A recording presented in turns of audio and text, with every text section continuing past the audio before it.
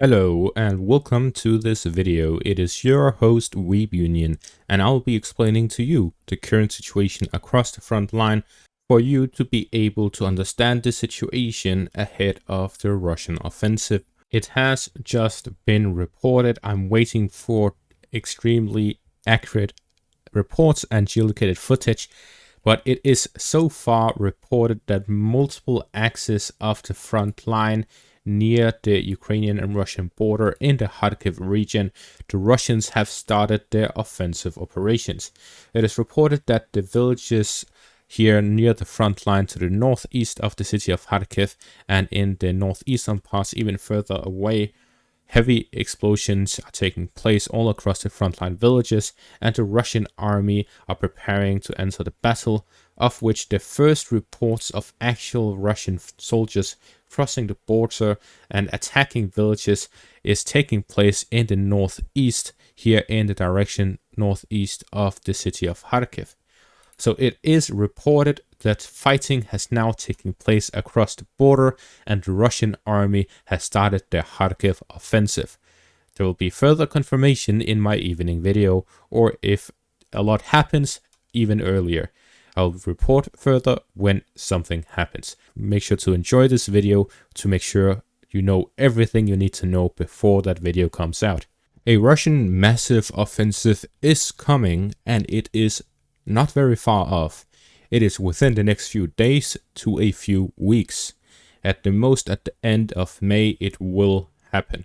The offensive will be a combination with Russian assaults by the northern border between Belgorod and Kharkiv, and at the same time it will be a general offensive across the east of the Oskil river line, which spans from the Russian border and down towards the area in between that of the towns of Izium and Liman, which are important logistical hubs for either army who is in control of it.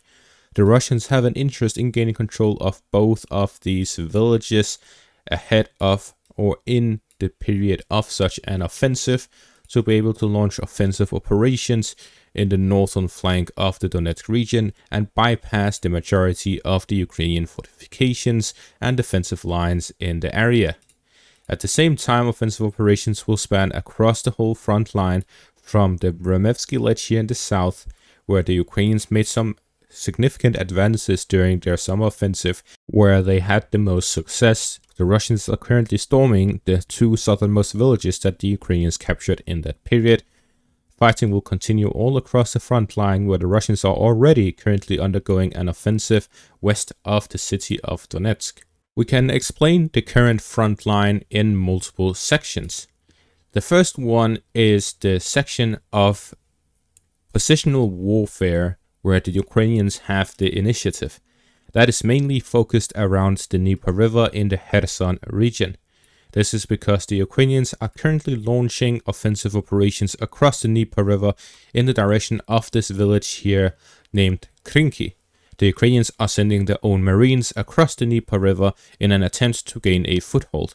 This has continued for over half a year, and this is the territory that the Ukrainians have captured so far, which points towards it being a failure for the Ukrainians, as they have not managed to establish a foothold after half a year, and they have suffered many casualties in the artillery barrages of the Russian army, moving in a southern direction as they continuously are being pushed away from the area that they previously occupied in the center.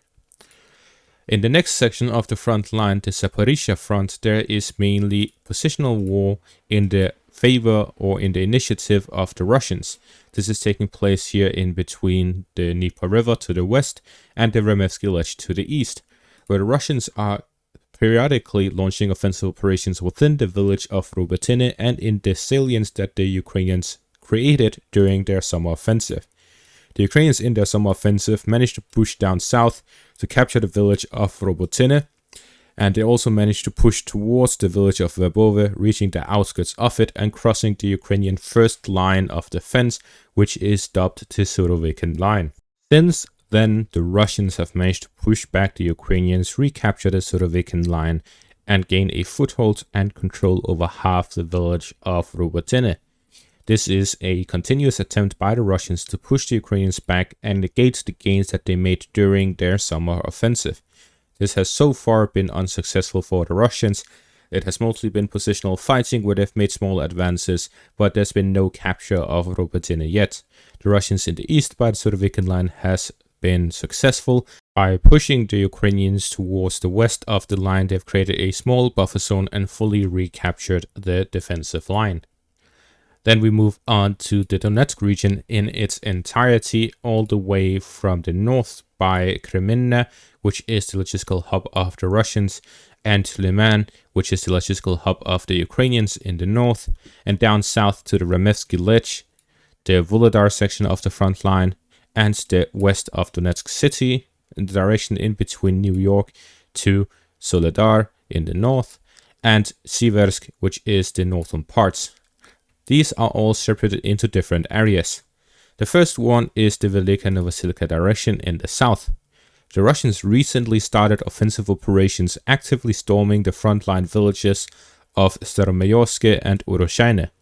This is in an attempt to push back the Ukrainians from positions they gained during their summer offensive, similar to the direction of Robotyne, where the Russians here will attempt to regain positions that they had lost. This is to move towards the center of the Remevsky Lech, which is the village of Velika Novosilka, which is connected to Remivka and Danchenka here to the south. This is a trio village in between the river lines connecting all three. If the Russians gain control over this center of the Remevsky Lech, which would be located here in the central parts north of the Russian positions, they would be able to push towards the westernmost outskirts of the Donetsk region to gain control of it. This would mean that the Russians here, their focus would be to gain control over the westernmost region of the Donetsk region. Slightly to the east of this is Ukraine's impregnable fortress, which is the town of Volodar. This is a center of a village where we can see the majority of the buildings are high-rise buildings. These are apartment complexes. They are very sturdy with the Soviet design. Most of the buildings within this village are able to sustain the attacks of Russian FAB bombs and artillery, making it very difficult for the Russians to gain control of it with their usual methods of launching massive artillery strikes and air strikes on those positions. At the same time, the high-rise position of the apartment complexes gives the Ukrainians a proper overview over the fields to the south of the village, which means that whenever the Russians launched offensive operations with armored assaults, as they did in February of 2023, they usually end up in failure due to the minefields of the Ukrainians and the high-rise positions of the Ukrainian soldiers with their ATGM and own units that are able to counterattack these Russian positions. So the Russians have not had any success in this section of the front line here, which is why Volodar is dubbed the impregnable fortress of the Ukrainians. Moving further north, we see here the direction in between Volodar and the city of Marinka, where in the city of Marinka the Russians fought for 2 years before they managed to capture it. In the direction of Novomikhailivka, which is the center, this whole area in between the two cities and the town of Volodar is an area where the Russians are mostly doing positional fighting. There was an active phase where the Russians stormed Novomikhailivka and then fought over it for multiple months to gain control of it. This was a combination of armored assaults by the Russians to reach the village before they expanded their zone of control to the southern and northern parts of it, before moving through it to the western parts, and now moving on to Pereskovivka, which is a small village to the northeast of Konstantinivka here in this section of the front line.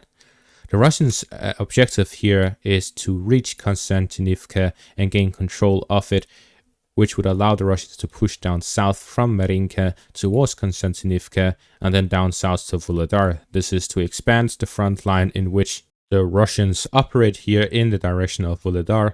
It is likely that the Russians will push west from Slutke towards Vodiane here in the center, west from Novomikhailivka to Konstantinivka, and south from Marinka to Konstantinivka, all to gain control over this road to the north of Volodar and push towards the town.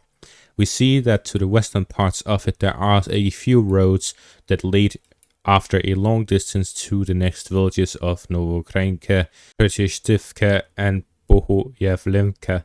So the Russians here are looking to gain control over the main supply route towards Volodar by gaining control over Konstantinivka to the north and pushing through from the open fields towards the road to the north. This will allow the Russians to attack from multiple directions to gain control over Volodar, which would expand the Russian front line from this current position to create this bubble here from Marinka down south to gain control over the end as well. And the front line will move to the next defensive lines of the Ukrainians, after which more offensive operations can be launched, as the Ukrainian advantages that comes from Volodar are not present in these other villages in the next line of defense, and the Russians can start an offensive operation to the south. Until then, the Ukrainians are holding on to Volodar and have successfully done so for over 2 years. Now we move on to the main section of the Russian offensive operations. This is west and north of the Donetsk city. It spans here to the highway between the city of Donetsk and the city of Konstantinivka, here to the west of the city of Bakhmut, which we all know due to the heavy fighting that took place a year ago. So we see the fighting takes place from the northern direction through this highway and then down south to Marinka. There are three main directions for Russian offensive operations: to the north of Avdiivka, to the northwest of Donetsk, and to the west of Donetsk. The targets of the Russian operations is in the western direction, the city of Krasnoorivka, which is outside the outskirts of the area of the metropolitan area of the city of Donetsk. The Russians are here fighting to gain control over the central parts of the city before pushing the Ukrainians on to the residential area. After the capture of Krasnoorivka, the Russians would significantly improve their positions in a western direction to gain control over this whole area in between that of the city of Donetsk and the Ukrainian defensive line that is according to the villages located in the area. The Russians here would significantly improve their positions if they capture the city of Krasnoorivka. And the city of Krasnoorivka, as we see by these yellow lines which signify Ukrainian fortified positions, all of these Ukrainian defensive lines around Krasnoorivka shows the intense fortifications the Ukrainians had available in this section of the front line. Krasnoorivka has been near the front line since 2014, when the civil war was ongoing, until the current time where the Russians are continuously fighting within it over 2 years and 2 months into this Russian invasion. The Russians had struggled to gain a foothold within the city and had continuously bombarded it for a very long time until the development of the Turtle tank. Since then, the Russians were able to bypass the Ukrainian FPV drones, which is one of their main armaments, to the destruction of tanks and preventing Russian armored assaults. The Turtle tank is special in the case that they have this massive area in between or over the top of the tank, which means that the Ukrainian FPV drones cannot penetrate the armor of this tank, which allows them to push through. And at the same time, they added engineering capabilities to this tank, which meant that it could clear mines. This allowed the Russian tank to move through into the central parts of the city. Which brings us to the Russian strategy in this war. On a very low specific level of platoons, companies, and brigades, the tactics that they use to gain a foothold within a fortified position, such as Krasnoorivka, is in 3 different levels. Step number 1 is a massive airstrike and artillery campaign throughout the entirety of the city, but most importantly, the frontline fortified positions, such as the fortifications at the southern outskirts of the city. The second step is an assault of Russian armored vehicles to deploy infantry within the outskirts of the city to gain a foothold. This armored assault has 2 objectives. The number 1 objective is to deploy infantry within the outskirts of the city, and the second one is to support them until they can take positions in important fortified positions. The Russian infantry assault and armored assault in combination was to launch armored vehicles, and they reached the outskirts of the apartment complexes within the easternmost outskirts of the city, after which the infantry was dropped off to occupy buildings. The tanks provided cover fire and cover for these infantry until they obtained positions within the buildings, after which the armored vehicles withdrew for a second and third wave, where they continuously drive in and out to provide additional soldiers and cover fire for the Russian soldiers fighting within the city, and the Russian infantry, under the cover of artillery fire, is able to move through. The third part is to continue this for a long time and intensify artillery assaults that take place all across the front to provide cover fire for the units to move through. This is the same tactics that the Russians use all across the front line to obtain positions within a city and to push through it. Moving further north, we see here to the west of Donetsk the second axis of attack. The Russians are focusing around the village of Nevelske, town of Pervomaiske and Netailove, and to the north by the area in between that of the river line south of Umanske and Orlivka. So this area right here. The main objective of the Russians here is to secure the southern flank for the offensive operations the Russians are preparing in the north. This whole northwestern parts of the city of Donetsk is simply to secure the flank for offensive operations taking place and to potentially launch one in this direction as well. The current operations of the Russians is to secure the fortified positions and frontline villages in the area. The objective here is to create this buffer zone between the city of Donetsk and the Ukrainian positions to prevent Ukrainian shelling of the city itself, which would allow the Russians to gather large amounts of troops within the city and use the city as a logistical hub. In connection to this, a Russian railway connection between the city of Rostov towards the city of Mariupol in the south, which the Russians captured in the initial few weeks and months of the invasion, and then up north towards the city of Donetsk, has continuously been built and has now finished in recent days. This means that the Russians can now successfully use Donetsk city as a rail hub for logistical supplies for the Russian army. Pushing the Ukrainians away from these frontline cities of Krasnoarivka and villages of Nevelske will allow the Russians to successfully use this connection and the concentration of troops to launch offensive operations in this section of the front line. The Russians currently have a large army, but is unable to supply the entirety of it if it is committed to the front in its entirety. This is why the Russians have an interest in expanding the front line, as the city of Belgorod could itself function as a logistical supply hub for the Russians in the north, which would allow the Russians to use even more units with proper supply, and with the finishing of the railways connection to Donetsk, even more troops can be committed to the front. At the same time, a rail connection is also being built between the city of Rostov through Mariupol and through to Berdyansk here in the south and to Melitopol in the center. This means that the Russians could also launch offensive operations in the south by the Zaporizhzhia front due to the building of these fortified positions that allow them to then build up the supply and logistical hub of the south to then launch offensive operations through those fortifications to the Ukrainian positions within the Zaporizhzhia region. Finally, in the northern parts of the Donetsk region, northwest of Avdiivka, the Russians are launching offensive operations all between the highway from Donetsk to Konstantinivka and the railway between Avdiivka and Pokrovsk here in the west.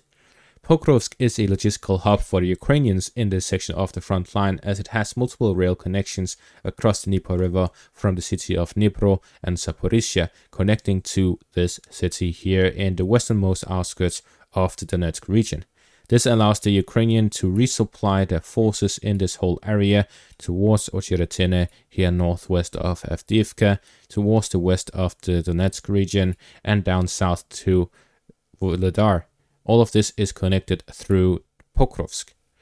The Russians have that as a target in such an offensive operations where they look to gain control over the Donetsk region.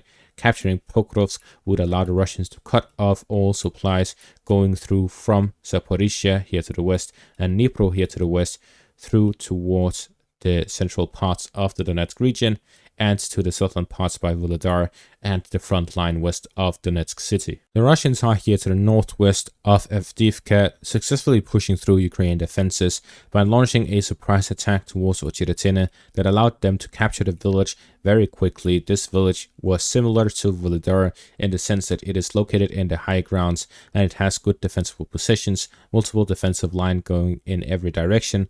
And this allowed the Russians to then expand in every direction as a flower blooming. They were attacking in every direction, to the northwest, to the southwest, to the northeast, and managed to gain control over multiple tens of square kilometers of territory, pushing through to nearby villages, gaining control of those as well.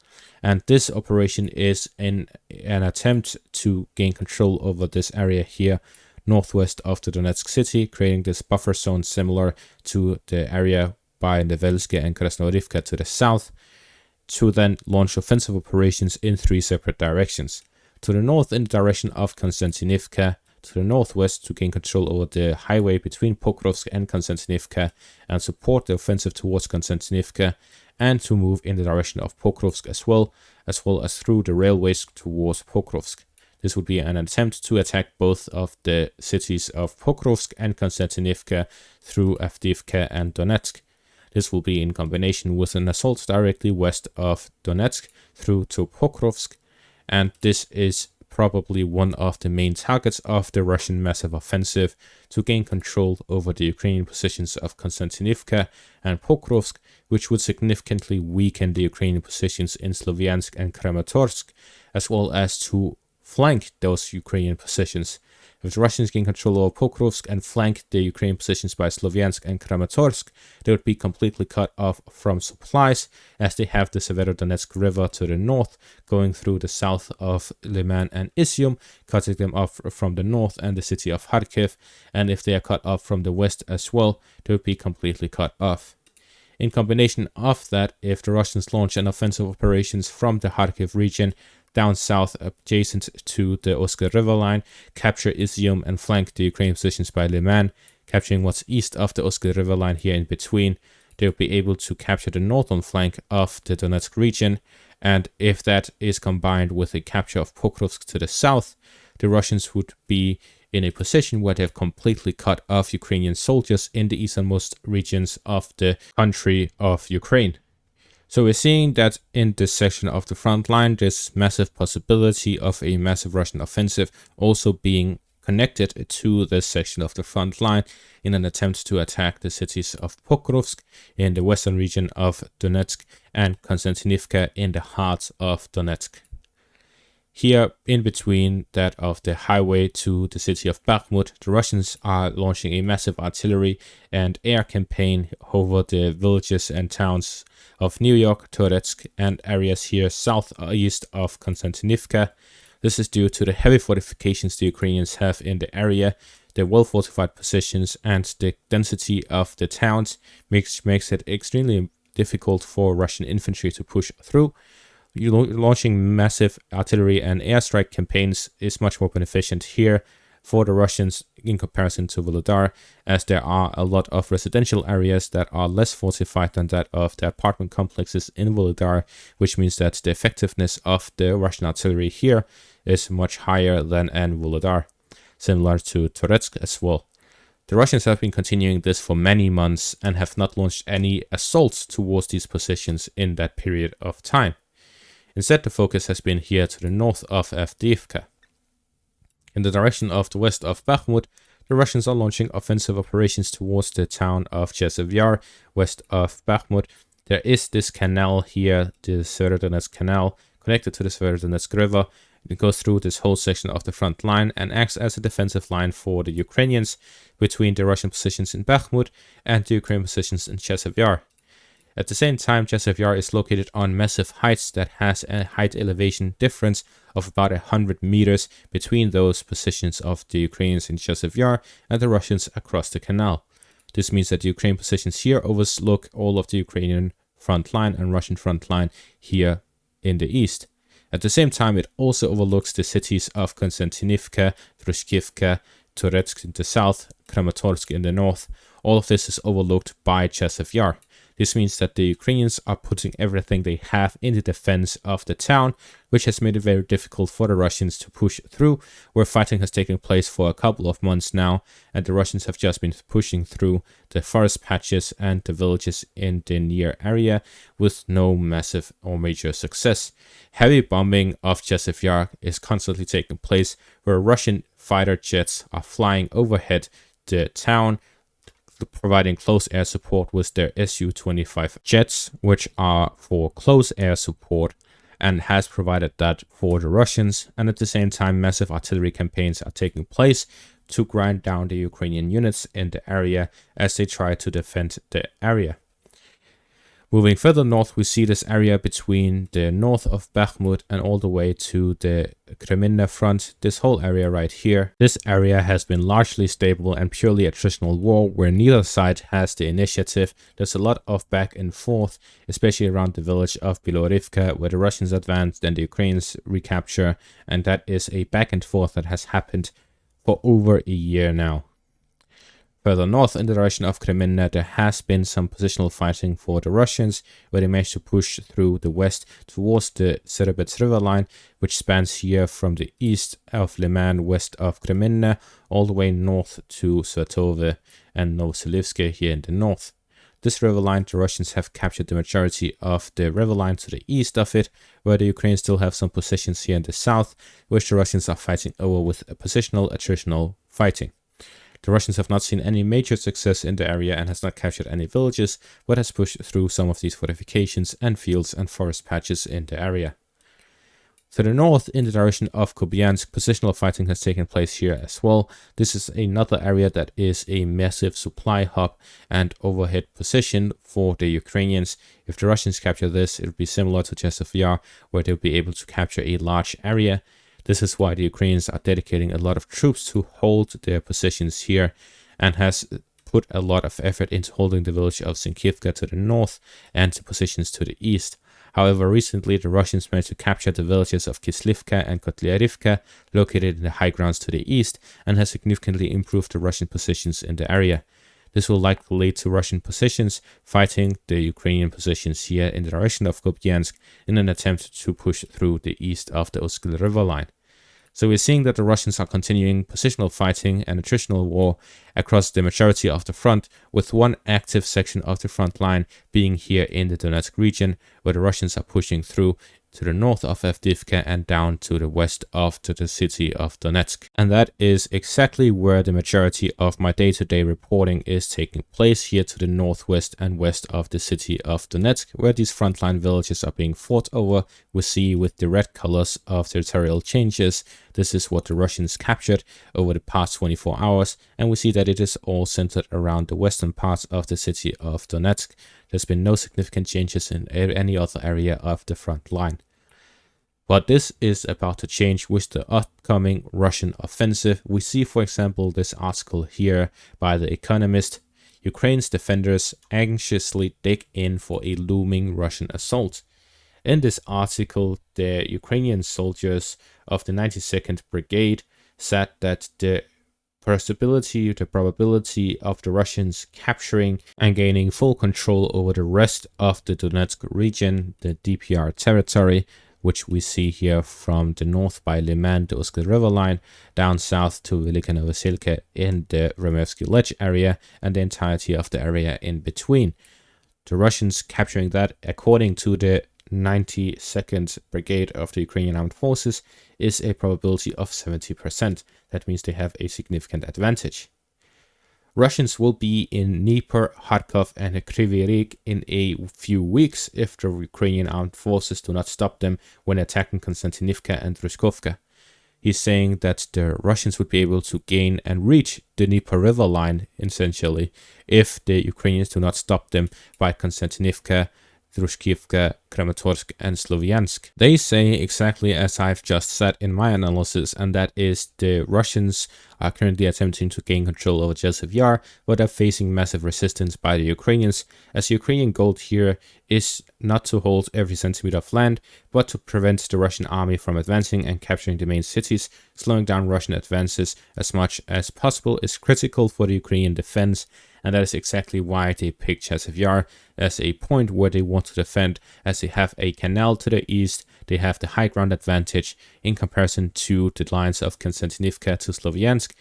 The town of Chasiv Yar by itself is much more defendable than that whole defensive line. Despite the massive fortifications in the area, the high ground advantage to the Russians would significantly improve their positions. As in regards to the northern section of the front line, they say that the Russians have gathered 50,000 troops near the border area and are expecting for a massive offensive taking place, says Kraken commander Nemichev.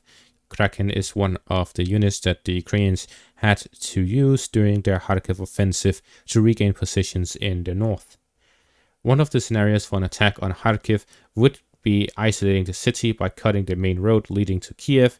Another option is to move about 10 kilometers closer, putting the eastern outskirts of the city within range of artillery fire and creating a buffer zone to protect Belgorod. So he's saying one of two options. The Russians would be more ambitious in pushing through the northern parts of the city, cutting it off from supplies and moving towards the city of Poltava. Or the second option would be to create a buffer zone between the Russian and Ukrainian borders to gain the city of Kharkiv within artillery range of Russian artillery and to prevent the Ukrainians from shelling into the Belgorod region. Interestingly, we have just received reports throughout last night that the Russians' air force and artillery force has been very intense near the border area, and the main target has been Vovzhansk, here near the border between Russia and Ukraine. If the Russians launch offensive operations in that section and in that direction, it is likely towards the Oskar River line, Kupiansk, and then down to Izium, rather than the northern or directly towards Kharkiv. This would be in connection to gaining control over the Oskar River line, cutting off Ukrainian soldiers near Liman, gaining control of both Liman and Izium to gain control over the northern flank of the Donetsk region to significantly improve the Russian positions in the area and to allow the Russians to push towards Pokrovsk and Konstantinivka from the south, in combination with shelling towards Sloviansk and Kramatorsk from the north. In the grander scale of things, in terms of supplies and manpower, the Russians have an advantage both when it comes to amount of available soldiers, the amount of well-trained soldiers that aren't recently mobilized, the amount of equipment that the soldiers have available, the capability of long and short-range artillery, air, missile forces of each army. The Russians have the advantage. The Russian army has advantage in everything across the front compared to the Ukrainians. The Ukrainian army compared to the start of the war is now stronger, compared to a year ago significantly weaker. The Russian army compared to the start of the war is now significantly stronger, and compared to a year ago, significantly stronger. They continuously increase the strength of their armed forces and has been doing that at a steady exponential rate since the start of the war, where they now create about 10 to 15 times as much of pretty much everything compared to at the start of the war, significantly improving their industrial capacity, and they have managed to mobilize a significant amount of troops, both on a volunteer and mobilization basis, allowing them to have a much larger army as well. This had allowed the Russians to gain a significant military advantage across the whole section of the front line, and in this war, which has now turned the whole situation in the favor of the Russians, allowing them to now prepare for a massive offensive. And that is the current section, current status, the current position of the war in the front line and in the back line, the rear, everywhere. If you have any question, you can comment it down below. I may address it in a future video or simply reply to your comment. Thank you all for watching. Make sure to leave a like, subscribe, check out my Patreon for additional content. Thank you all for watching and have a great day.